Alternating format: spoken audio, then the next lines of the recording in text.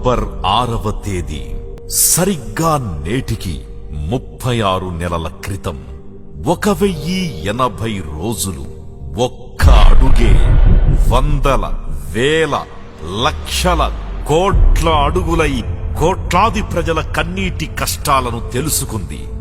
ఒక్క అడుగు కొన్ని కోట్ల గుండెలకు చప్పుడై నేను మీకున్నాను అనే భరోసాను కల్పించింది. జగనన్న ఉన్నాడు అనే నమ్మకం కలిగి జగనన్నను విజయతీరానికి చేర్చింది. పేద బీద నిరుపేద మధ్యతరగతి ప్రజల కన్నీళ్లని తుడుస్తూ ఆప్యాయతతో పలకరిస్తూ ముందుకు సాగిన ఆ ఒక్క అడుగే నిశ్శబ్ద యుద్ధాన్ని గెలిపించేలా చేసింది.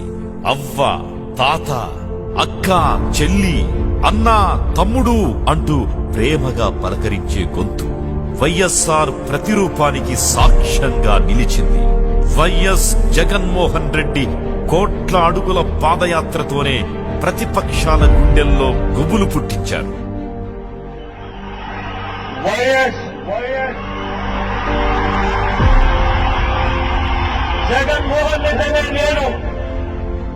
ముఖ్యమంత్రిగా వైఎస్ జగన్మోహన్ రెడ్డి ప్రమాణ స్వీకారం చేసినప్పటి నుంచి అనేకానేక సంక్షేమ పథకాలు అభివృద్ధి కార్యక్రమాలు నిర్విరామంగా జరిగేలా నాంది పలికింది. జనరంజకంగా తన పరిపాలన కొనసాగుతోంది.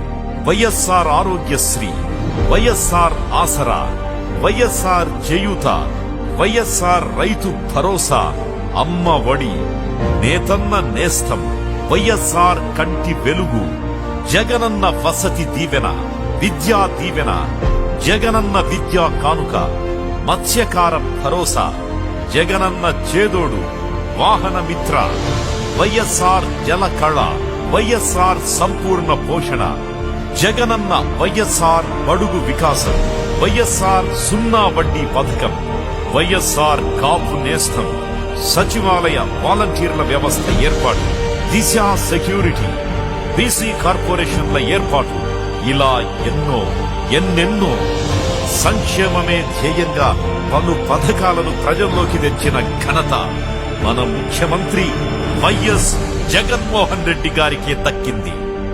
వైఎస్ జగన్ అంటే వైఎస్ఆర్ ఇంకా బతికే ఉన్నారా అని అనిపించేటటువంటి ఆయన ప్రతిరూపం.